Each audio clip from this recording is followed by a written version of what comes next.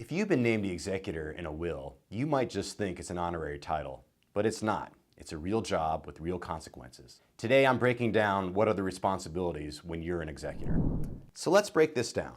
As the executor, you're the legal representative of the estate. That means you're accountable to the court to meet all of its filing deadlines and other requirements that the court may put on you. This can have some serious consequences. If you do miss those filing deadlines, the consequences could range anywhere from being removed as the executor to actually being held in contempt and thrown into jail. The other side of this is that you have a lot of liability to the heirs. There's money coming in and out of the probate process, and you have to account for that properly. If that's not accounted for, you're opening yourself up to liability from the heirs in terms of a lawsuit. That's a personal liability. The lawsuit would be against you as the executor, not against the estate. So by assuming the role of the executor, you're exposing yourself to this liability.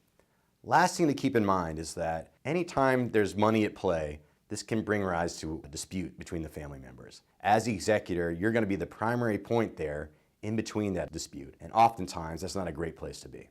Being an executor can feel overwhelming, but it doesn't need to be. You don't have to do this alone. Our firm helps North Carolina executors through that probate process. We make sure that you can avoid costly mistakes and handle things as efficiently as possible. If you've been named an executor, or if you're creating a will to name an executor, let's have a discussion.